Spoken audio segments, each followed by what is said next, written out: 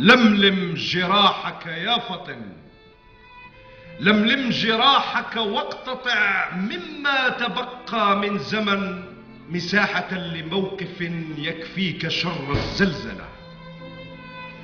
فلا مكان في الزمان للخضوع والوهن كلا زمان في المكان للأولى.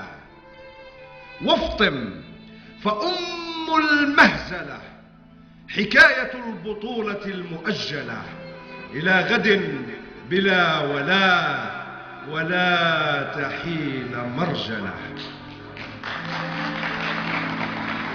والعن على خلوثة المواقف المشكلة بين الأجل بلا أجل ولا خجل وبين لا المفعلة الملصقات رغمنا على بقايا وجهنا بالميد إن شواربا معدلة على مقاسي شابلن. شكرا. القصيدة تحمل تحت عنوان جلاء العتمة. قليلا من الصبر أرجوك لبث، ستعبر مني إليك السماء. رويدا رويدا ولوحا فلوحا ستكتمل الصورة الأم راسية بالمناء. تؤذن يا وتعبر منك إلي السماء.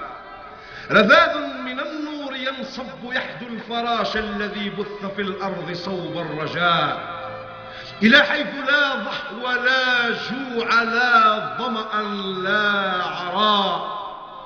وزخات ومض تجيئك تترى فيبتل ريق المسافات برا، وتنبيك رغم النواقيس سرا فتبنيك من ذروة الانتهاء.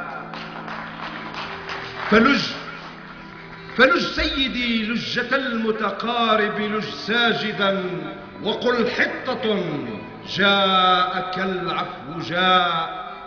وتعبر مني ومنك السماء، فتصدع الكهف تنشق، ينبجس الهدي يسري كما السيل يجرف خائنة العين والليل قصرا إلى سهلي. لا فلا تبتئس بالذي يفعلون، جنون على سنة البلهاء. فيأجوج تنزو على أختها وتنجب مسخا على مسخها، وترضعه من خبال النهى. فيكبر جبتا يجرجر سبتا على إثر سبت، يكدس كبتا على كدس كبت، ويبني تلا على تل ملح على سطح ماء. وتعبر مني ومنك السماء، فتفقه أن القصيدة ساخت إلى ركبتيها لأجلك وحدك في لازب الانتماء. فعبئ أخي ثم شد الوكاء، وفي اللحظة الطيعة طلق الأمتعة وافتح الأشرعة. فعما قليل هبوب الولاء، وعما قليل ستخرج كفك بيضاء بيضاء من غير سوء، وتغمسها في خضم اللهب، فتغرف ترشف من كف أحمد عذب الرواء. وتسخر منهم كما يسخرون، وتصرخ في صمه فصلت، فذا الماء نار وذي النار ماء، فذا الماء نار وذي النار ماء. شكرا جزيلا.